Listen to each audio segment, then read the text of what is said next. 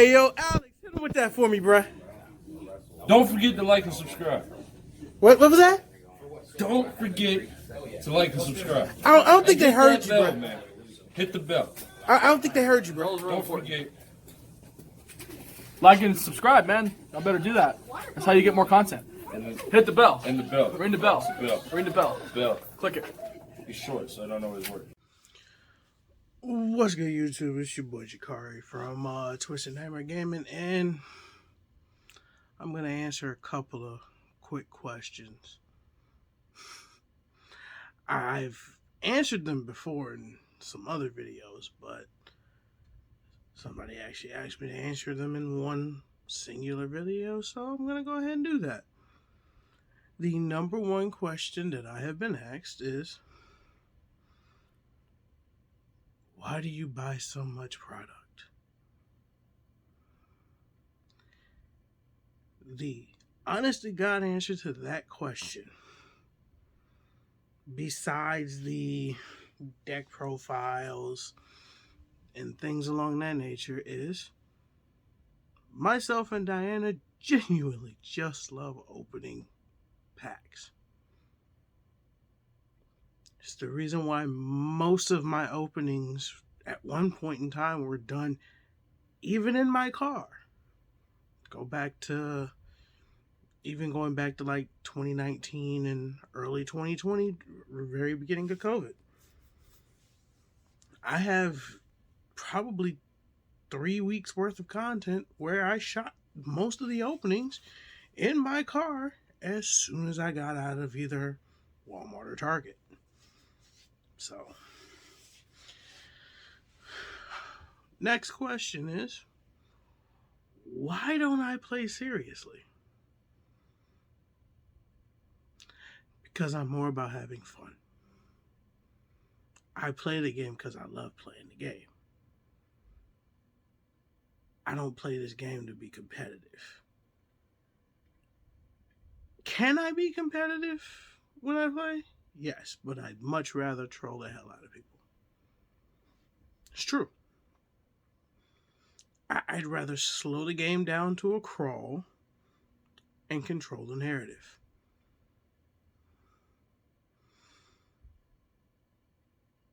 If I can do that consistently, then I'm having fun.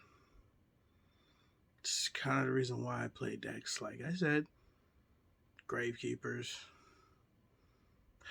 Vampires, Dogmatica, Eldritch. Then again, Vampires, Eldritch, Zombie Control, hell, even Combo Eldritch. Truth be told, I play zombies. Most zombie decks are my bread and butter. I've probably built more zombie variant decks than any other monster typing. Gravekeepers being probably the second most played deck by me, but the most profiled deck. You can go back and check that on the channel. I've got 5, maybe, since the start of the channel, probably about 5 or 6 different Gravekeeper decks.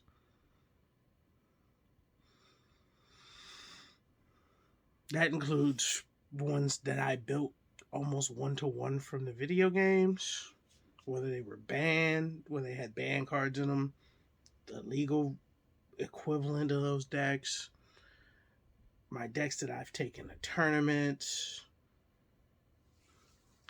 decks that I use in my regular life.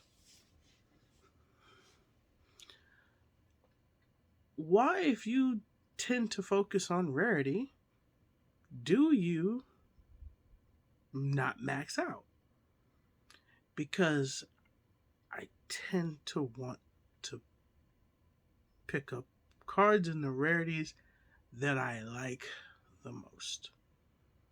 Simply put, I will collect a card in every rarity, hence the reason why, until 2020, and then when they printed Stardust as a collector rare and then subsequently a Starlight rare, I had every printing of I had every rarity of Stardust. Now, unfortunately, I have to buy or acquire somehow this Starlight, another Ghost rare, and the collector rare. So, here's that. Why do you play Gravekeepers? It was the first competitive deck I ever played. Simply put. Even in the dark ages of Yu-Gi-Oh, where if you weren't playing Dad, you were getting stomped by Dad. I was playing a very budget bargain basement Gravekeeper deck.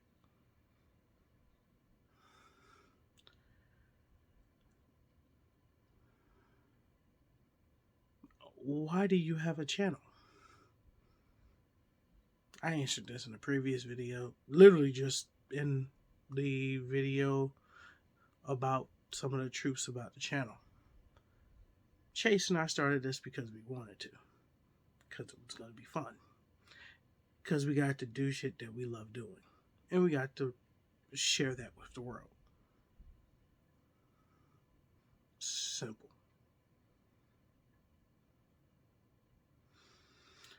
Why don't I like Master Duel? It's not that I don't like Master Duel. I don't like the structure of Master Duel. I don't like, at the start of a new season, going from grinding up until 2 wins short of being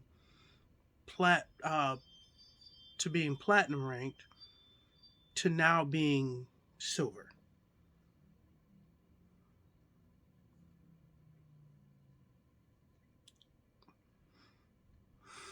That's really just how I feel about it. Are you more of a casual player or competitive? More casual than competitive, but I have competitive decks. I could actually legitimately sit here and build, because I have all the cards for it at this point, Dogmatic Invoke Shaddoll. I don't want to. I don't like Shaddolls. So if I'm going to do Dogmatic Invoke, I'm going to do Dogmatic Invoke Eldritch, which was the previous iteration of the deck before the Shaddoll part got put in there. Are you going to run things like DPE? No. I didn't even run Dragoon, and I have copies. I had DPE. I sold it. I had 2 copies. I sold the entire package. I don't want to be one of those if you can't beat them, join them type of people. I wanted to play Dogmatica when Dogmatica first came out. I just didn't have the means to get it. AKA, I didn't have the money to get it.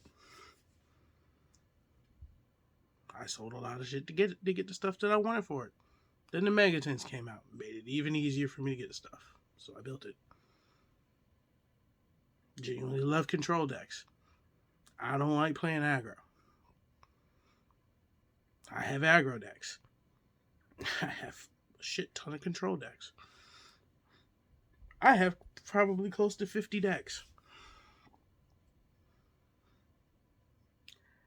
Most commonly played deck, the most commonly built deck I have, or monster typing again, is zombies.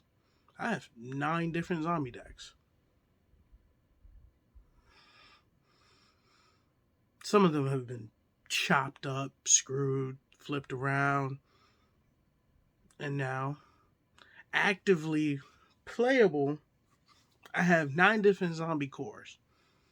I have 3 that are actually completely built, and I actively play 2 of them. Vampires and Dogmatica Eldritch. What was the whole point of the taking people to the nation shtick? because it was funny. It was 100% funny. Because of what the deck is, what the lore behind Fallen of Albaz is, and well, the urban version of the lore, and what the lore kind of is with that whole archetype, and when it comes to Dogmatica, Stigmatica, which is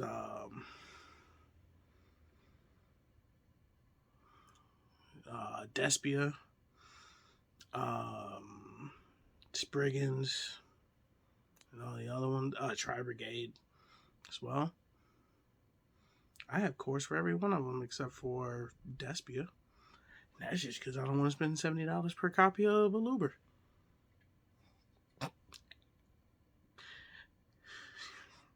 Hindsight is 2020. I've had a play set of them before.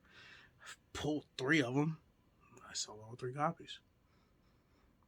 I had no need for them. I didn't want to play Despias. I have the rest of the core, minus the Alubers. Oh well.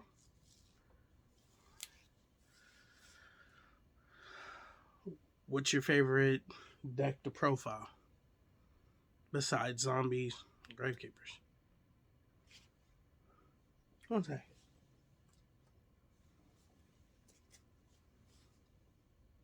Speedroids. I've been playing Speedroids since High Speed Riders.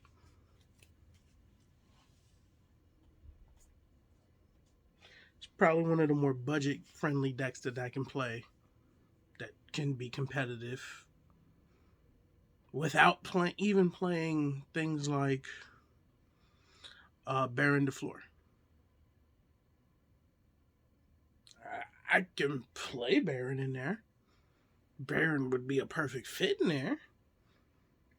But on a deck that I probably have had in multiple iterations since day one, I don't want to spend that much money on it. Granted, I do have a copy of Baron.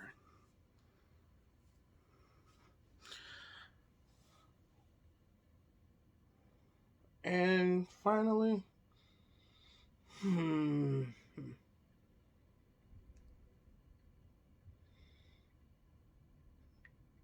the deck that I've probably built that I haven't played more than a handful of times since I built it.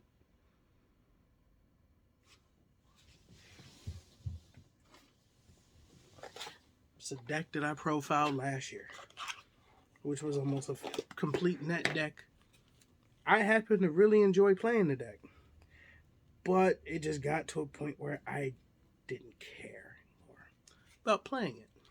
And that was Raid Raptor, Phantom Knight, Time Thieves. I have the deck completely right here.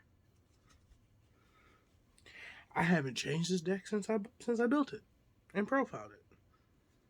This deck is ready to go if I really want to play it. I don't want to play it. Doesn't necessarily fit my playstyle anymore.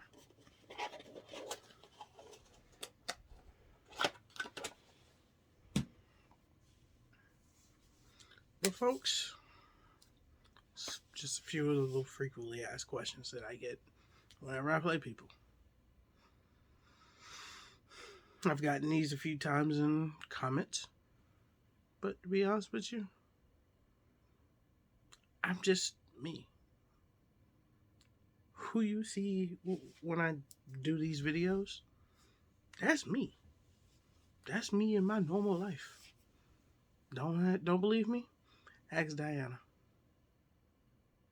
Ask Puma. Ask anybody who's ever played me. I can be competitive. I can be overly aggressive, even with a control deck. But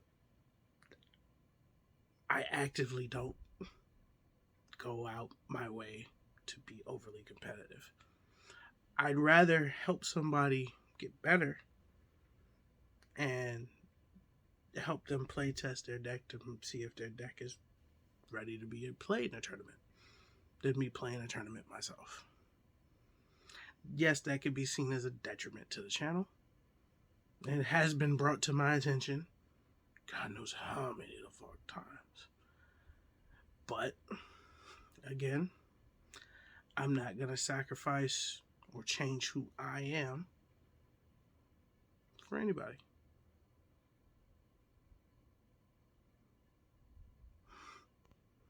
This has been your boy Jakari, Twisted Nightmare Gaming, signing off. And as always, don't forget to like, share, and subscribe.